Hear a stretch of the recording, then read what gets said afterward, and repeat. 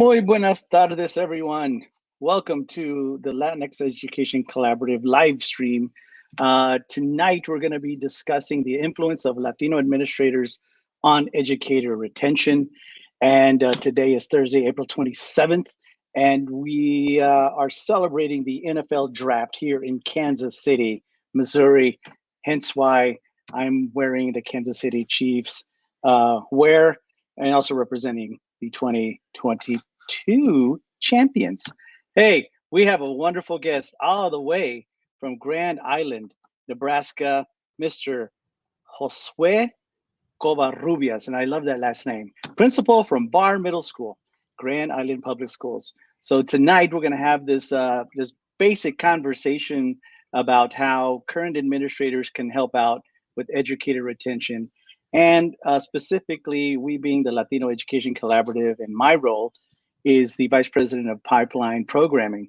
And so what I get to do with the organization is set up all kinds of events, meetings, engagements with universities, school districts, and with students and families as we help recruit new teachers within our profession, specifically Latino teachers.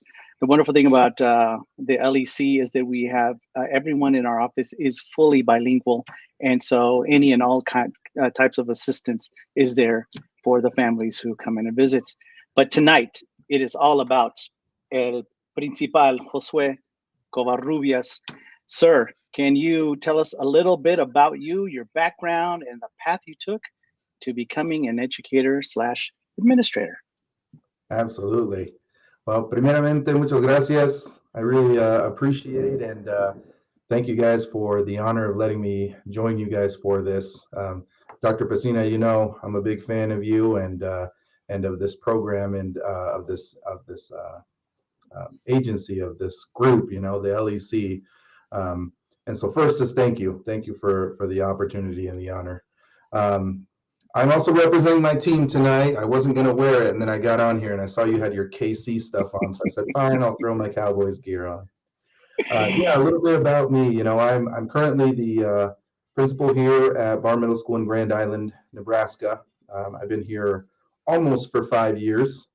You know, but my story begins a long time ago. I'm a Mexican immigrant, first generation immigrant. My family came from the state of Hidalgo in Mexico. And we came here when I was 7 years old, following the American dream, right? And so my father worked and continues to work his entire life in the meatpacking plants. And so he brought us here hoping for a better life. And I don't think he could have asked it for anything better in coming to this Midwest education where, you know, things can really help kids be successful when all the factors are there, all the support is there. And so I was lucky to be in an educational system in a school district in Northeast Nebraska in South Sioux City, where there was a lot of support. There was a lot of people there, you know, and when I first got there, it was a small number of us, Latinos in the community. And over time, you know, the Latin American explosion, if you will, in Nebraska happened because of all the work opportunities. And so was able to, you know, in the time that I was in school, to see the population boom of Latinos in the area. And so many of us benefited, you know, from being able to be around each other, from being able to gain support, you know, in the community for the things that we were looking to do with our future. So I like to say that I'm a product of everybody else, you know. So my success came from those around me that breathed life and breathed positivity and support into me. And so I was able to graduate from high school, go to the University of Nebraska Lincoln, go Huskers, and graduated from there with an education degree, you know. And while I was there and trying to figure out what I wanted to do, just what kept going in my brain is I gotta make sure that I'm paving the road for others, just the same way as the road was paved for me. So I went into education, went back to my hometown and taught there. And while I was there, I always felt like, man, I feel great about what I'm doing. I feel like I'm being influential in supporting these kids, but I'm limited to these kids that are in my classes. I wish I could do more for more kids. And And so I had some good people that were like, you need to get an admin degree. You need to become an administrator. That's the only way that you can influence more kids. So I got an administrative degree and became an assistant principal, dean of students those first couple of years. And I felt constantly like I was battling a reactive system of like, you've gotten in trouble, your attendance is bad. Now I'm stepping in to intervene and help. And I felt like I wasn't able to be proactive enough. Hmm. So I decided to take the leap. I moved to Grand Island here in Nebraska and took a head principal job so that I could find ways to be more proactive in helping our kids be successful. And so here I am, 5 years later, and we're still fighting that good fight to help our kids. Very good. What have you what have you done to create communities of support within your building, and how have you created a positive and supportive environment for the educators in your school? hmm I think the biggest thing that I've tried to do, for our educators in our building is really try to support them in the efforts of trying to figure out how do we educate the kids of today.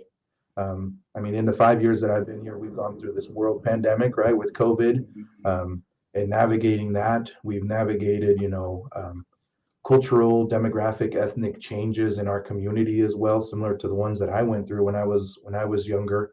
And a lot of that then, comes in like perspective building, helping people understand, when changes happen, um, it's not anything that's bad or good innately. It's change. It's things that we have to figure out. How do we navigate?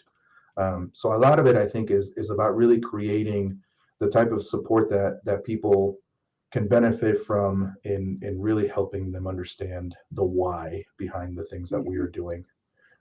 It's really ensuring that people have the training necessary to accomplish the things that we're focused on to live out our mission, our values.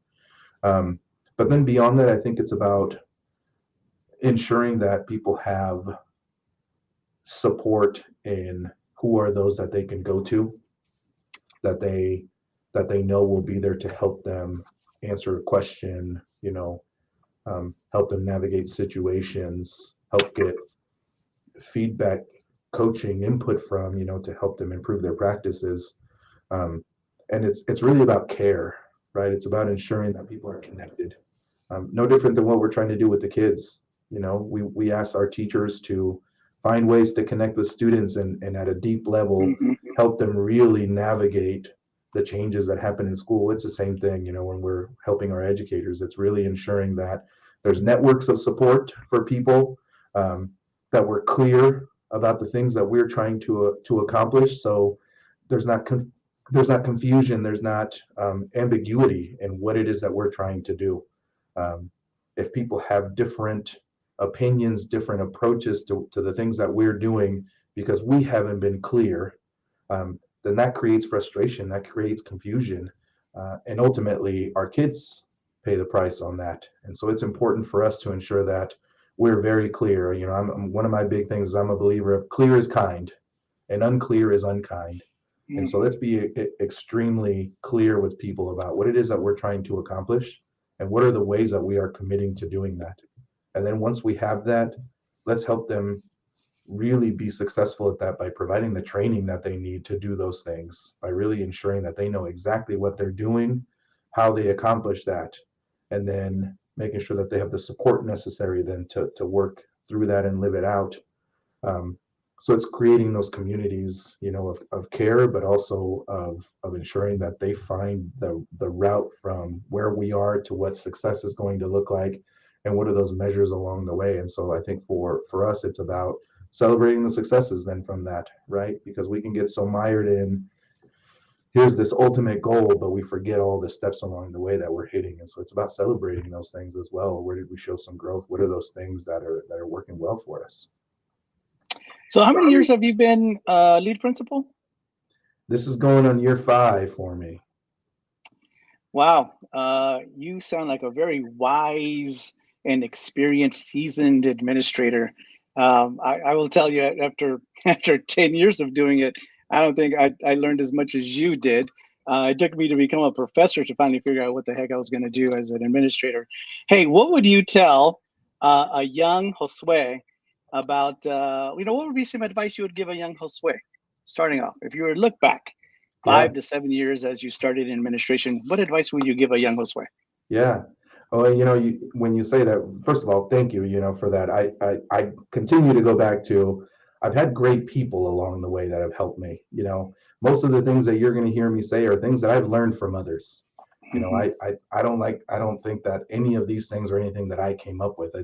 I had great mentors. I had great people Very that good. helped me along the way. I had people that, when I was unsure of something, I could make that phone call. And so that Yeah. advice that I would give to young administrators is build that network. Who are those people that are at the place where you hope to be, that you can look to for guidance, you can look to for that model of where you need to be. But also I think something that we forget as humans, as individuals, when we're trying to grow, um, is we sometimes set our sight at the very top and we go, I want to get to here, but it's really hard to get to that because we don't know the steps.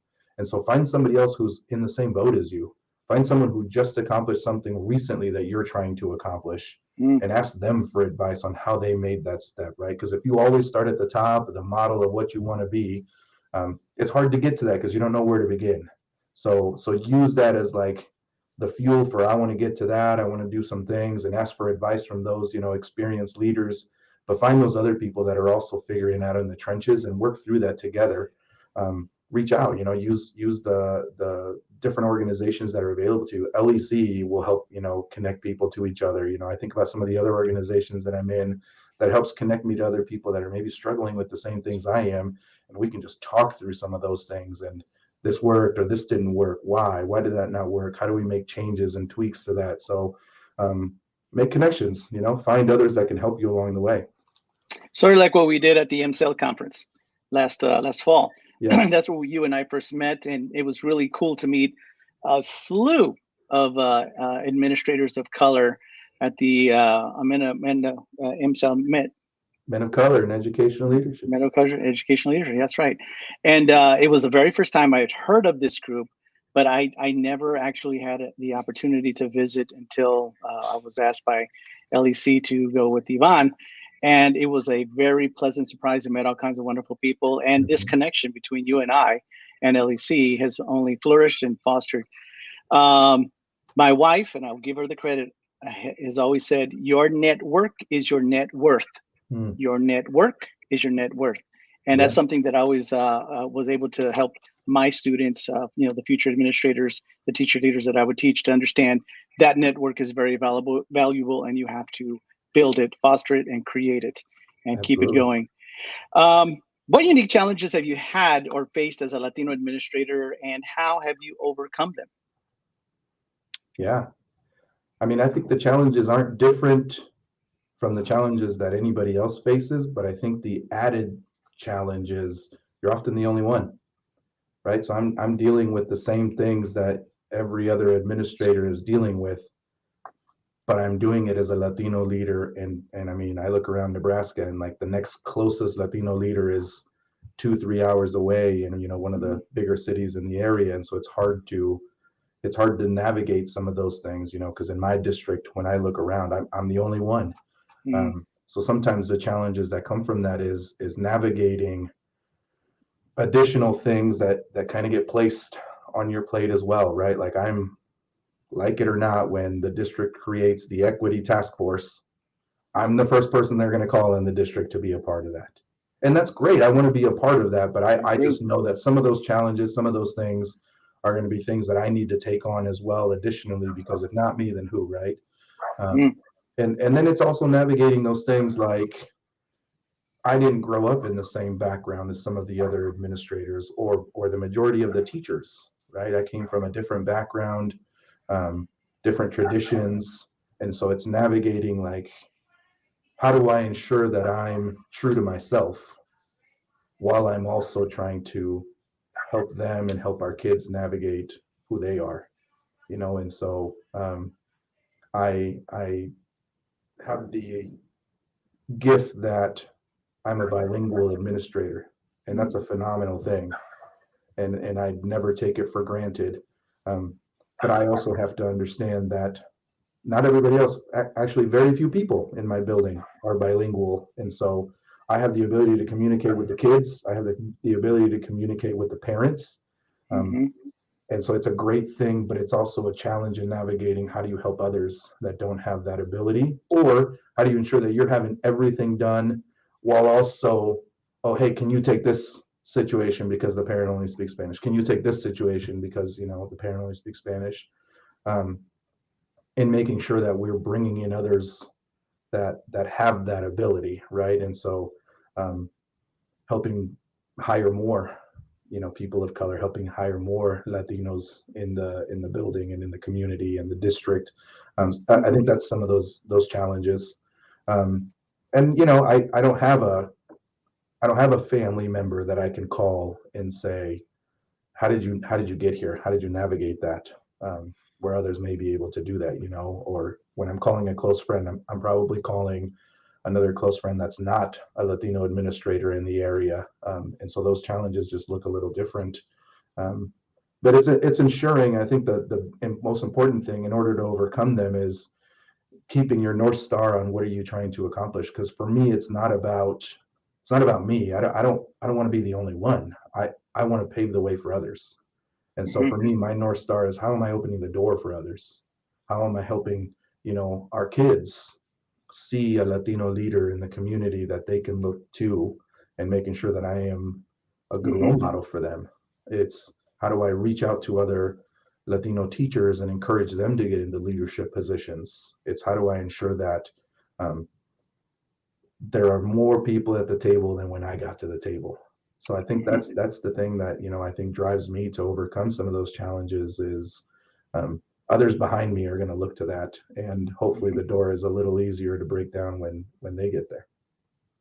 And so, what uh, you are uniquely at the table. You're making space for others. You too are a role model and an example, not just to Latino and kids of color, but also the majority white kids and the majority white families. They can see a qualified, successful Hmm. Latino male leader within the educational community, and that's good because they need to see us there too. Um, so, have you found the right balance between your personal and professional life? Because it's been challenging to be an administrator. It is. Um, I think that I have found the right balance, and I think often what you learn when you're in administration is um, the balance is never 50-50, and even at different times of the year, it swings right in different directions. Um, my family also has the unique challenge that my wife's also an administrator. She's a Mm, curriculum coordinator, at the district level. So our kids have to contend with both parents are going to have mm, meetings some nights where we're, at the school board meeting until 7 o'clock at night. Um, I think that the thing that most helps us get through that is great communication with each other, um, and then support from others. We we lean quite a bit on like my mother-in-law, my wife's mother, hmm to help support us in the things that we're doing, but also in really setting like some strong priorities, and for us, family is first. And Okay. so when I have things going on at school and trying to balance everything that I have going on, um, there's certain deadlines, right? Like by this time, I need to be home. I need to be done because this you know child has soccer practice tonight, and I'm not going to miss taking my kid to soccer practice. And so it's really ensuring that like our priorities are set straight, and for us, because family comes first, it's important that we're putting in the time to do that. My kids have learned though, and I think they've also learned to appreciate that when you're the principal's kid, you're going to spend some Sundays at school while dad is getting some things done, but you have the gym hmm open to you. You can go hang Yeah. out and do, some of those things. And so I think the work and professional and personal balance comes in finding the things that you can navigate that are going to be either school or home, but also where do those things mix? Where do those things hmm mesh? When I'm supervising a soccer game, I bring my kids with me. They hmm enjoy being here. They enjoy playing. They enjoy seeing other kids. They like eating at the concession stand, those type of things. And so there's kind of a mix of those things. When I go to the choir concert at night, one of my kids is performing in that here. And so finding a way to mix those two things, but ensuring that your priorities are set straight and that family is still first at the end of the day. And that's something that I tell all of our staff members as well. Family comes first. When you need something, family comes first. And ensuring that that's something that we live true, every day. So it sounds like you've had to build also your community of support. Mhm. Both y'all being educators and leaning on each other, and I'm sure you supporting other teachers and other Mhm. community members as they have needs with their kids too. That's one way we can keep our sanity and also Mhm. keep in support of our families. And your children get to see where mom and dad work, and that's also a very good example for them to see that your Mhm. professional experiences, the way you conduct yourself professionally, and of course they see you at home too and get to see the differences. Mhm. Can you share any specific strategies or initiatives that have been successful in improving teacher morale and retention? So that's Yeah, very important. man, that's hard right now, right? Mm-hmm. That's um, especially post pandemic. It's been difficult because I think people realized during the pandemic that there's more to life than work, um, and I think it has made it difficult to help people find the longevity in a place like it used to be. I mean, people used to get a job and want to retire there. Mm, Nowadays, people are driven less by those things. Like not that money isn't important, but people are driven less by money. People are driven less by I'm going to stay at a certain place for my entire career, whatever that may be. So I think some of the things, are a few of the things that we talked about, previously, is ensuring that people have the support in the things that they're working towards, but also the things that they're struggling on. Because I think when what we see is when it's hard to keep people, retain people, mm-hmm. um, one of a couple of things is usually the reason they don't feel connected to others, Mm-hmm. um, which is important. Um, they don't feel connected to the initiatives, or they don't see the goal behind why are we doing these certain things. The why you spoke of. Yeah, or they don't feel heard, they don't feel listened to. Mm-hmm. And so when we take all of those things into account and we think about what are the things that we can do in order to support people through that, you start to build the things that keep people around. So when we talk about um, ensuring that people have those systems of support, it's where we building in the time for people to connect. So in a quick example, at every single PD, we always Mm-hmm. build time for people to connect. Yeah. And it's quick, it's 10-15 minutes, but get a chance to connect with others because you rarely get to all be in the same room or get to see people from the other side of the building. And so we're going to build in those deliberate opportunities for people to connect with each other. We have a social committee in our building that every month there's events that bring people together. Mm-hmm. um, and they're outside of school, they're just fun, family friendly, or like adults getting together maybe to have a little drink after school, those type of things where you can kind of relax at the same time you're connecting with others. And then professionally inside of the building, we all of our new teachers, we work through a teacher mentorship program where they won't feel alone, as they work through those different things that they're dealing with on a day-to-day basis. We use our PLC teams in order to really build that system of support inside the building. And then we try to be really clear, really specific about the things we're working on, and we try not to switch them. So in the 5 years that I've been here, um, if you ask anybody that's been here all 5 years, they'll tell you that the things that we're focused on in this building are the same things every year. We're tweaking them, we're finding ways to Mm-hmm. adjust them, to systematize things a little bit more. But we're not jumping on the bandwagon of some new fancy initiative. Okay. We're committed to PLC. We're committed to relationship building, clear expectations for our kids. Those same things that we do every single year, but we find a new, maybe better way every year to Mm-hmm. to, to tweak some things. But Mm-hmm. it's the same thing, right? I mean, if you were here 5 years ago, you're here now. We're not taking on anything new. So it's about being clear and giving people the support to do those things. Um, and then it's about giving people like the help in order to be able to accomplish it. So what is the training that we're providing? Um, how do we help people connect with each other, and then making sure that like we are taking the time to connect with those same people, right? Because you hear it all the time, people don't quit jobs, people quit people. Right. They um, do. so how are you ensuring that those people feel valued, feel appreciated? And there's some things that there's factors that you can't influence, like do we have everybody hired that we need? Do we um, are we providing enough sick days for people? Those are things that tend to be out of your control, but how do you ensure that you're working with people when those issues come up, Hmm. so that they feel valued, that they feel a part of things? We treat our substitutes nice, so they keep coming back when we have those type of things. So it's about building like a culture of, we care about you. We Hmm. want to be very clear about what we're working on, and we're going to give you the training necessary and the support necessary to then implement those things. And we're going to celebrate the heck out of everything that we do well. Hmm. How is your turnover rate with all this support and all this Yeah, relationship building that you have? What does that look like? yeah. Our district hovers in like the 15-16%, It's not um, bad. which isn't terrible. It's below the national average, but probably higher than we'd like it to be in a Hmm. smaller town Midwest. Our building is a little below that, and so we try to do the best we can to make sure we're filling those positions, where we do lose some folks, um, and that we're doing the best we can to hire some qualified people and then support them once we hire Hmm. them, so that we don't have to keep replacing people.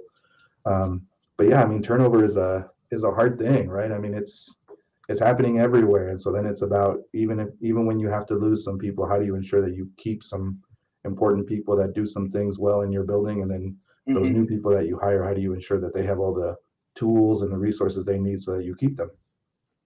So you do your best to keep, to keep your best teachers, but at some point, you have to let them go. Hmm. What I know goes with them is your experiences, the experience they had Hmm. with you, and what the expectations are, and what they will look for when they then seek another building, if Hmm. they've had a successful and supportive experience like they seem to have with you and your school district, Hmm. and that's a good thing. It's a good thing. Yeah. Um, What so I would add, just one other thing too, is um, I'm a systems guy. I'm a believer that you have to have some strong systems. If you don't have strong systems, then people do things in different ways, and then you get inconsistency, right? You can mhm, have a phenomenal teacher in this math classroom, not such a strong teacher over here, and then you're creating inconsistency that creates mhm, differentiating outcomes for kids, and that's inequitable.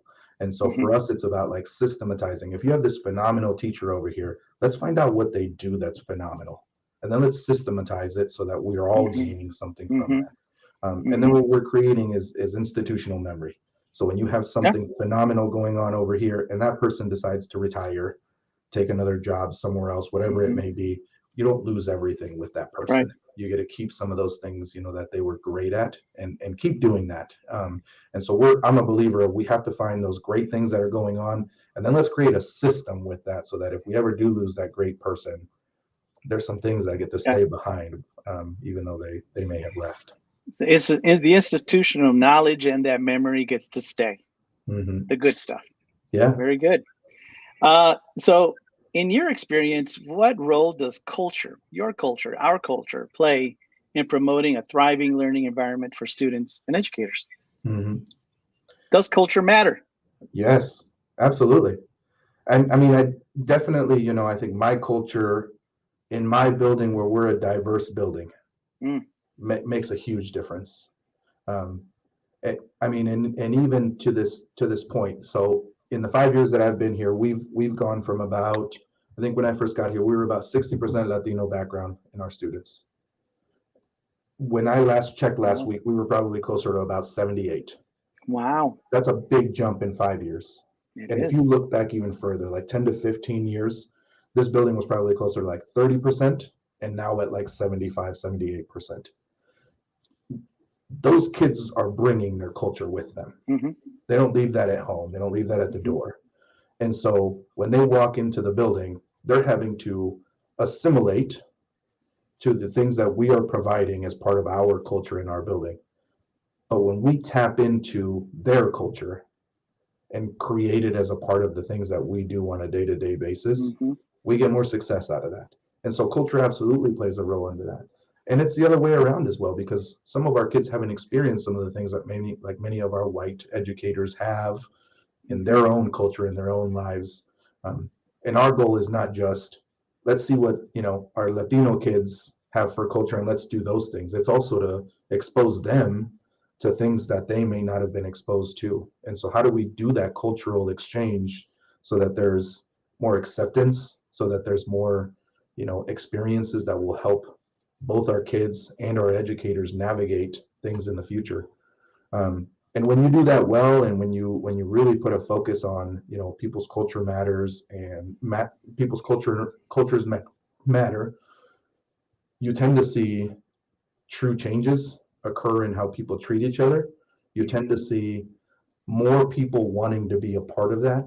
So where we may lose some people for different reasons, we also tend to gain some people that want to be a part of that. Mm-hmm. So we get some people that we're able to recruit in inadvertently because they say, I want to be a part of that. I want to be a part of like my culture being valued.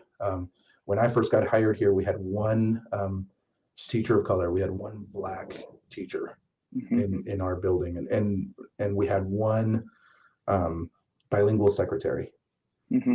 We've increased that tenfold, I would say, in my building now. We and that's not me out there, actively recruiting Latino teachers. They're trying to come, to our Mm-hmm. building because they see those things. So we've increased the number of Latino and other teachers of color in our building. We've increased the number of classified staff paraprofessionals that are in our building, and we're looking for ways to have our kids then go study, become educators themselves, and bring them back. And Okay. so those things bring new, perspectives and bring people that want to be a part of that. Mm-hmm. Can you talk about maybe some activities, some events? What are some cultural cool things that you do to bring, the staff and the community Mhm. together along with the kids? Yeah, yeah, yeah. Um, so I think a lot of it happens in the classroom. So it's Mm-hmm. it's finding ways, right? And so it's really advocating for and finding ways that we can update like curriculum. So a couple of things, like in our language arts classrooms over the last 5 years, and this isn't just because of me. This is because of a lot of things happening, right in our community. But over the last 5 years that I've been here, we've almost like tripled the amount of readings in language arts class focus on Mm-hmm. Latino and other writers of color. So our kids are now seeing the value of their cultures played out in curriculum. Mm-hmm. Um, you go into a family consumer science class where they may Mm-hmm. have been learning how to cook things. And maybe the traditional thing was we're going to cook this chicken breast, we're going to cook these mashed potatoes, we're going to cook this whatever. Um, Kids bringing in some of those things that at home they maybe are learning to do. And so having like some of our East African kids teaching others how to make sambusas, things like that, Mm, from like Somali culture. Having our nice. kids bring in, and this is how we make guacamole at our house. Mm-hmm. Those little things that like kids see infused into the day-to-day things. I think that's really the power of it, um, because otherwise it's an after-school special. You're just Mm-hmm. putting something on to try to you know generate some culture, but it's the ways that you build it into the school day. Um, it's celebrating Black History Month. It's celebrating Latin American History Month. Um, when I first got here, we had white walls everywhere. Brand new, pretty brand new building, white walls Mm-hmm. everywhere. We now have walls plastered with, Mm-hmm. Black people in history that were influential, Latinos in history that were influential, women in history that were Mm-hmm. influential. So it's about like creating an environment where that's valued. It's about bringing in speakers, that are culturally diverse as well. And then it's some of those events, right? So some of the events we had an outdoor movie night a couple of times over the last couple of years. Mm-hmm. And the movies we showed are like Selena or, for like the kids, Encanto. It's things that Mm, they're going to be able to say, I'm excited about being able to showcase this. mm-hmm. It's about highlighting those cultural things. Just today, hosted a U.S. naturalization ceremony Oh, in our yes. building where we had 25 community members that were able to get their citizenship today, and we had some of our students help put on the ceremony. We got to celebrate, all the great things that are happening there. It's going to be on the news tonight, and so highlighted in our school, just from today, is this cultural exchange and this, naturalization ceremony, bringing everybody together into our school. So it sounds like you've been working on building relationships with the teachers and the communities. Do you have any examples of the learning that has been gone on with you? I would imagine you're predominantly white teaching staff. Hmm. Hmm. And I'm wondering and I'm guessing, do they live around the community of the school, or are they, Hmm. do they travel in and then travel out? Yeah. But what are some things that they've learned? Yeah, absolutely. I mean, I think a little bit of everything. I think we have quite a few teachers that live in our community. We do Hmm. have some that travel in as well. Um, I think one thing that is kind of a through line often in a lot of our teachers is they um, maybe had a different experience themselves in what they're currently teaching in. So very few of our teachers were in an urban, diverse environment. Um, Very few of our teachers were struggling learners Hmm. or grew up in poverty. Hmm. And so it's a perspective change there. So again, it's ensuring some opportunities to gain some of that perspective so that we know how to educate our kids, more effectively. And so it's building some activities where um, we get to better know our kids, like building in those opportunities for that relationship building at Hmm. a deeper level. And it's built into our schedule, right? We begin the school year.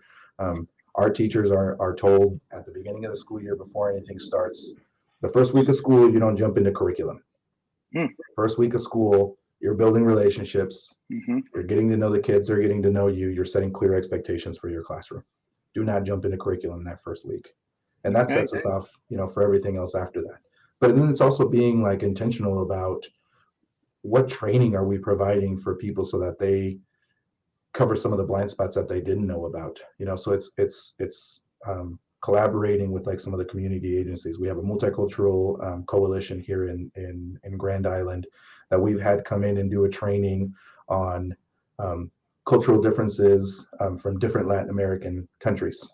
And Hmm. so, often you think about these Latin American kids, they must all be the same culture, and Right. there's so many of them, and they're all different, and We're all the and same. so yeah, we're not all the same. We have some different shades of brown, but it's everybody's got some differences, and so bringing in that training for all of our staff so they get to learn Hmm. about some of those differences, and then learn to celebrate those things with Right. our kids. We worked with the YWCA in town to provide some training on microbiases and what Hmm. does that mean? How does that play out? How am I, maybe showing some biases? How are people showing Right. biases to me? And then what do I do to navigate that?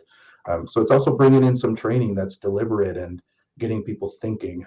We Hmm. worked with TNTP, who I think is also Yeah. a good friend of the Latinx Hmm. Education Collaborative. They've come in and done some training on the opportunity myth, collected some data in our building that we Hmm. were able to then share out and go, here's where we are and these things that TNTP is collecting data on, and then what are we going to do about that? So it's being deliberate and then setting goals and figuring out ways that we can improve Hmm. that.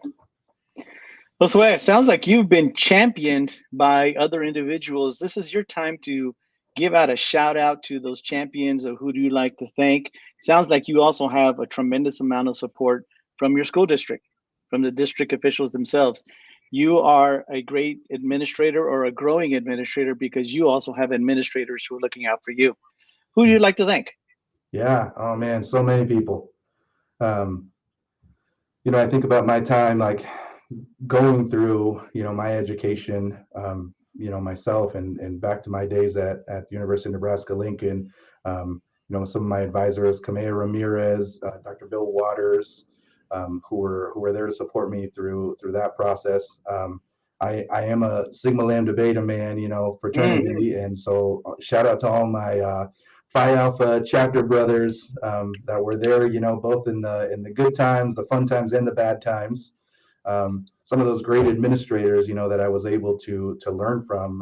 When I was at South Sioux City, Tom McGuire was the middle school principal up there. Odell Santos, who's now in Omaha, was the high school principal that I was able to work under for a year. Um, and then since I've been, in Grand Island, getting to connect with some other administrators, both here as well as like beyond that, right? So through MCEL, getting Hmm. to connect with you, getting to connect with some of the other, men in LEX or LEC, I'm sorry, as well as an MCEL, with Steve Gearing, Harrison Peters, um, all of those guys, Stephen Lucas, Yes, yeah, all he those keeps us guys that straight. absolutely, yeah. Um, it's been great, man. It's been an opportunity to both, share in some highlights, some lowlights, as well as just learn from each other and just talk life, right? Because so many things bring us together that we do share, but then we also have our own story that it's nice to learn from other people. Hmm. It's also good to be grateful Yeah, and to acknowledge that we are still learning beings. You're not done yet. I mean, there's a lot of wonderful things that, of course, we expect of you. I know there is a new opportunity that just came about. I don't know if you'd like to share it with the live stream community, but sure. you have a new position coming about. I do. Yeah, I'm excited about a career, well, not a career change, but a professional move and change. Um, my family is going to be relocating to the Omaha area. Mm. I was just um, offered the job at Boys Town, Wow. Boys Town home campus, to be the home campus principal there. And I'm really excited to get to do that work, man. I when I started in college, as I was going through my teaching program, as like a job to help pay the bills, I worked at Cedars Kids in Lincoln, which was group homes, RTC facilities for kids, um, that really provided for me, like, not just like training, but like some true perspective about, like, there was a lot of kids that looked like me but had struggles that I didn't. And it really provided for me like this deep sense of, I want to be helpful. I really want to be helpful and provide for these kids and other kids similar to them, ways that they can be, build capacity, ways that they can find some successes, and so I was in a teen, girl, adolescent lockdown facility, RTC, Turning Mm. Point, when I was in Lincoln, and I learned so much from that. But it was, I mean, it was hard every day, trying to figure out and navigate as like a 20-year-old kid, like, how do I help? Hmm. But it was always there in my heart, and those like level 3 type of placements where, um, Hmm. kids have been discounted. They've Yeah. kind of been, nobody else has been able to get through and connect and Hmm. find ways for them to be successful, and they kind of end up, in these places where it almost feels like they've been discarded, and it's like the last opportunity. um, Hmm.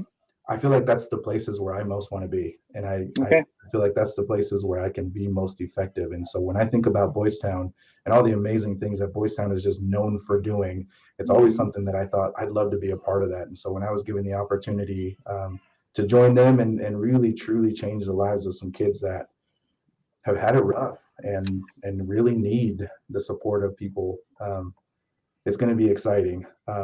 There's also a part of me that pulls in that special education, environment, and we have a large population of kids that are, on special education services at Boys Hmm. Town, and so I'm excited to get to use some of my skills there, as well as learn from everybody there, man. Because those Hmm. people that have been there doing the work, hats off to them. Like, those are Yeah. my heroes. Those Yeah. people that are doing that work. So I'm excited to do that and be a part of that. You're speaking to my experience as an educator. I was one of the very few educators in the School of Education where I worked at who had an alternative school experience. I was an alternative school teacher, alternative school principal, then was a part of a charter system for a little bit, and then I went on to my professorship. But I learned a lot from the kids that I served. Hmm. I didn't realize how privileged I was just to have both parents, Hmm. let alone strict parents, Hmm. and being the eldest son. But I learned a lot from my experiences, and I took those experiences with me from the families and the children that I served onto the professorship to be able to give a different perspective Yeah. on the student who needed the extra supports. How's that? Hmm. Hmm. Um, I want also, as we're giving congratulations first on this next move. It is a tremendous opportunity, and I only expect you to grow from there. As I have promised you previously, I would like to see an EDD or a PhD at the end of your name, so we could Yeah. call you Dr. Josue It, Covarrubias it's at some coming, man. point. You know, as I think about like, those people that have been influential to me, I think about all those people that have continued their education. Um, and I think about, how can I get to that as well, Yeah. and it's been a long time coming. I'm ready to start. My wife just started. Mm. I mentioned her. She's also an educator, and so I'm a little jealous that she's going to be the first Covarrubias to get a doctorate. But I mean, she's No, amazing, and more, you got to the more support that, each that other. I can give to her, that's even better. That's Yeah, okay. You know what? How's this? You can't be what you don't see. So you're going to be seeing her as a doctor, and that's which right. means it's going That's to right. influence you into your own studies in your doctoral journey. Did you ever happen to know a Dr. Miguel Carranzas at the University of Nebraska at Lincoln? I did. Yeah. Well, he came to UMKC, and Okay. he took over our Latino Studies program. And the only reason why I remember Dr. Carranzas, and shout out to him because he was also my mentor. Um, he looked like my dad. He dressed so humbly in Uh-huh. jeans and flannels and a flannel shirt. And it was at a Yep. presentation, at a Haku presentation that he gave. And I just sat there in the back. Oh man, this dude is so down to earth. And he had Hmm. this scraggly barba like my dad with crazy hair. And I was so excited when he applied for the position at UMKC. And it was so cool to be able to learn from him, be guided by him, and to be my mentor. He would always tell me, Uciel, no me digas doctor, just call me Miguel. I go, Uh-huh. I can't help it, doc. You know how Uh-huh. we were raised. Usted es el doctor, usted es el profe. You know, you're my elder, so I'm going to show you that respect. That's right. But it was Dr. Miguel Carranzas that I absolutely remember, and I admired so much when he was Mhm. here serving as the director of our Latinx studies at the time. Um, your last words of advice, sir. What are your last words of advice to future Latino educators, teachers? And how can we help grow our own Latinx teachers for the future profession? Yeah. Um,